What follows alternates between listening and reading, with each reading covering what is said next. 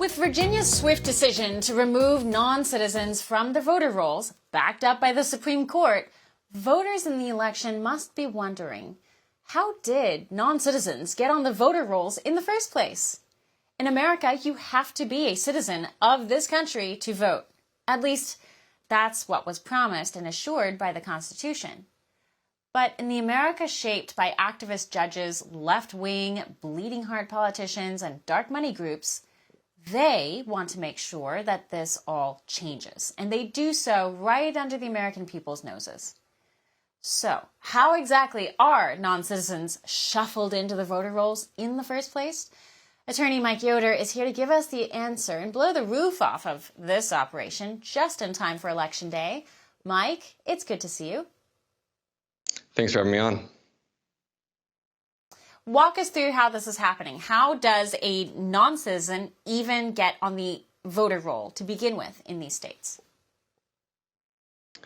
So I'm sure that there's more than one way, but what we've discovered is pointing to a large portion of the illegal voters getting onto the rolls in a number of states. It's actually right now, I believe there's 24 states in the District of Columbia that are enrolled in this program that's called ERIC, the Electronic Registration Information Center.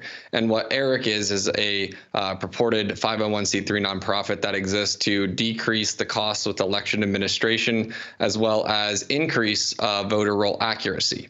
The fact that they claim to increase voter roll accuracy is exactly what made me look at whether they do the opposite of that, and indeed that was the case. So I started looking at how this happens, and what it really boiled down to was illegally exploiting DMV data, where under their membership agreement, states agree that they will give the DMV data to ERIC, and in exchange, ERIC will ameliorate or clean up their voter rolls. And in reality, what happens is they expressly exclude any information regarding citizenship when they provide that data. So they get a blank list of names, and anyone that isn't registered is now pumped onto the rolls if they're a voting age population individual. Okay, so if ERIC is, or the Electronic Registration Information Center, ERIC, is a 501c3, who's funding it?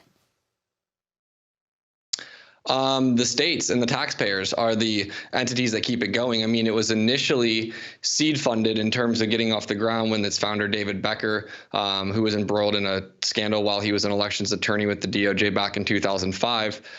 He then went to work for the People for the American Way, which is a far left radical 501c4 organization, and then at the Pew.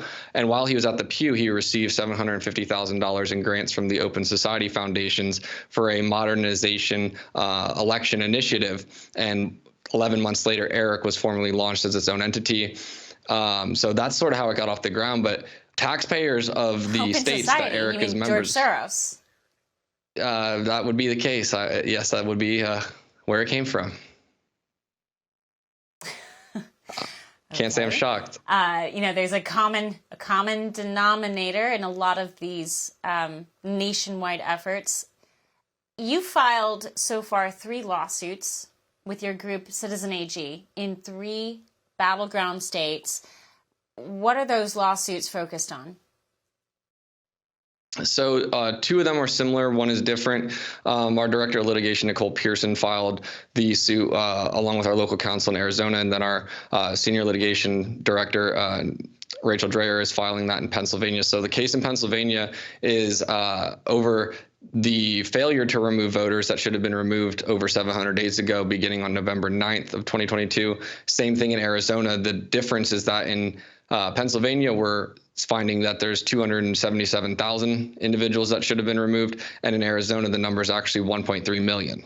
So there's right now currently 1.5 million voters in play. For all our viewers asking where One America News is heading in the future, we would like to introduce you to OAN Live.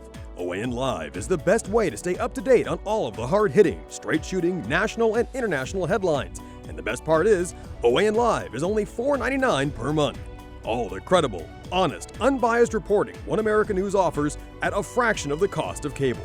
Just go to OANN.com to easily sign up for OAN Live and stay informed.